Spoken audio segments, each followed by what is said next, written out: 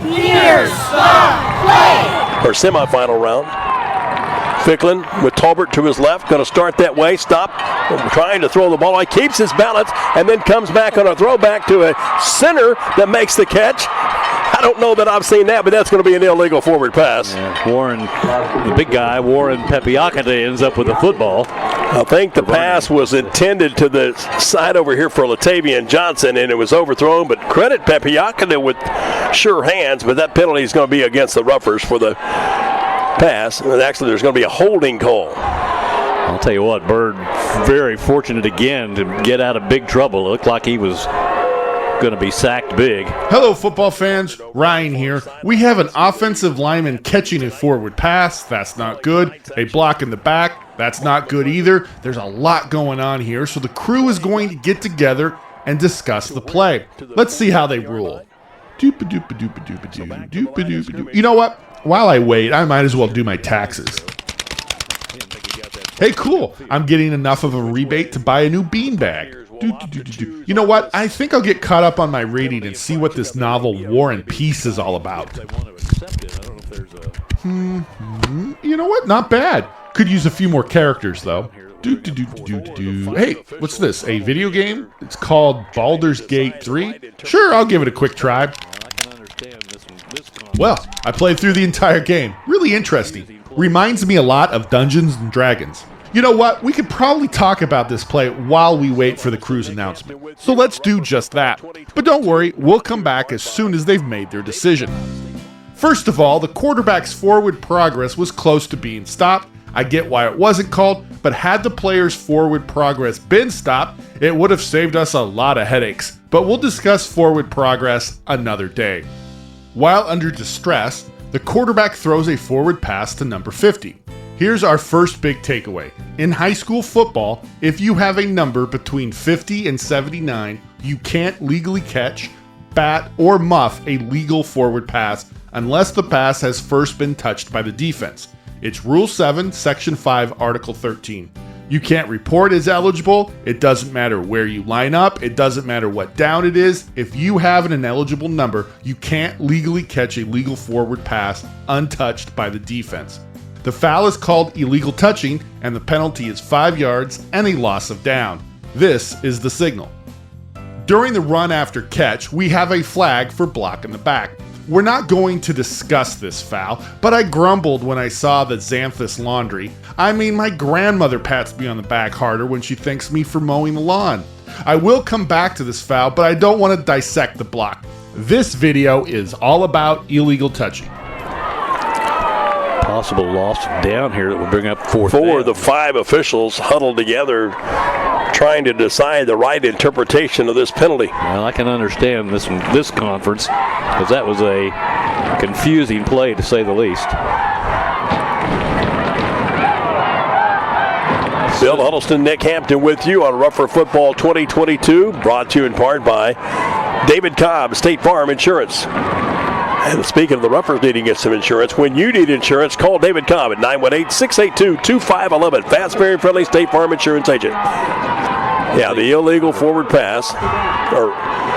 And will it be a loss of down? It will. All right, let's see what the...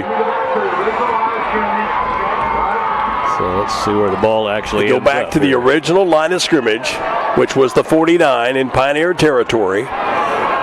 Walk it off from there. And now Travis Hill is going to ask for his and says, "Hey, what's going on?" Let's go to Chambers with the judge. And they'll walk off the major infraction of 15 yards all the way back to the 36-yard line. Officiating crew still, I think, trying to get the proper communication.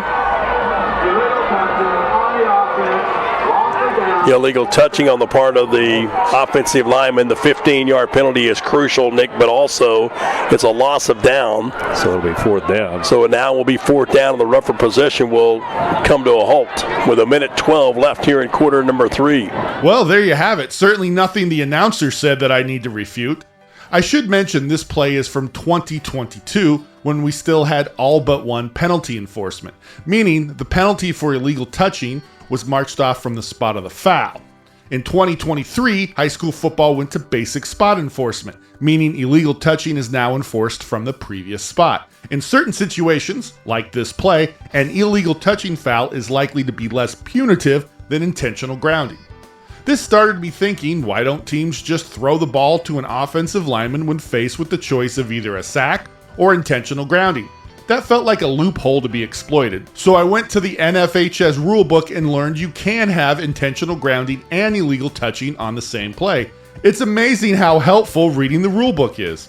Rule 752D tells us that illegal forward passes include a pass intentionally thrown into an area not occupied by an eligible offensive receiver. So throwing a completed pass to an ineligible receiver doesn't let the offense off the proverbial hook for intentional grounding. I've seen this particular play a bazillion times, and I think the QB was trying to throw a pass to number 50 in an effort to avoid a sack. However, number 20 is right here, and number 4 is somewhere over here. So one can make the case there are eligibles in the area and therefore no intentional grounding. That's great. Still, it's something to think about. Here's a play with another number 50. This ineligible receiver bats a forward pass and there appears to be no eligible offensive receivers in the area. The crew called just one foul and it's intentional grounding.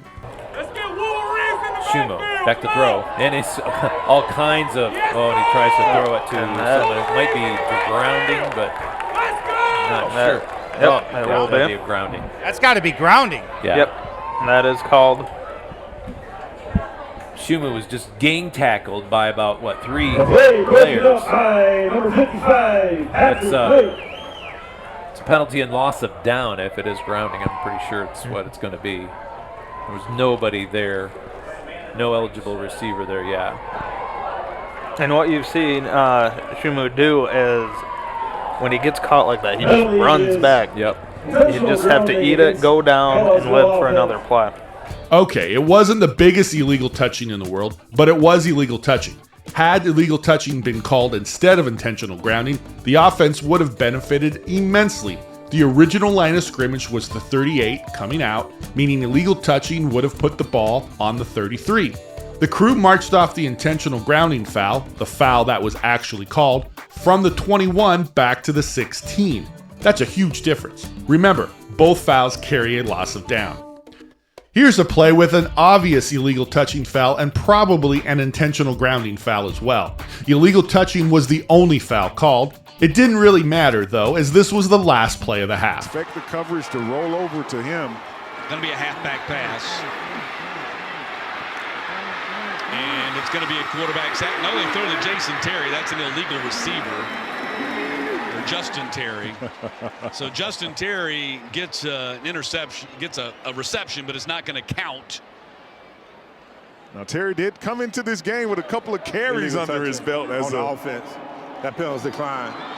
Halftime. And it's halftime. Not to get too technical, but to get too technical because I like getting too technical, the foul didn't have to be declined. A quarter isn't extended by an untimed down for fouls that specify a loss of down.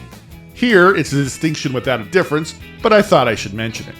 I also think I should mention if the play had stopped here, it would have saved us a lot of headaches. But again, forward progress is for future us. Right now, current us is talking about illegal touching. So back to our original play, which was followed by a lengthy discussion by the crew. Perhaps they were discussing whether to call illegal touching or intentional grounding, or perhaps they were making sure they actually had an ineligible catching a forward pass. I say all this because the play occurred near midfield, and while it appears the wings were on or near the line of scrimmage when the pass occurred, this could have been a situation where the crew was scattered and one official didn't see all the pertinent action. Therefore, a discussion would have been crucial for crew members to piece together what they had seen and determine what foul, if any, had occurred. In contrast, here's a play near the goal line where everything is compacted. You'll notice more than one official definitely saw all the pertinent action. Oh, bad snap. Jones picks it up. He could throw it, and he's not going to. He's going to retreat, and he is going to throw it, and it's going to be caught, but it's going to be an illegal. I wish Nasir Neal would have realized he can't catch that ball, and he could have just kind of let it hit off of him, and then it would have been just a fourth down at the 5-yard line. But Now you do. I think you take the field goal here, Eric. Now you may have to. Yeah, you do have 2 timeouts in your pocket.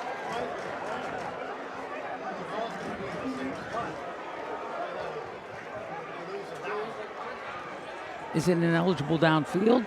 Could be that also. Could be a loss of a down too. They're going to refuse it. It's Whatever. not the time to have a bad snap.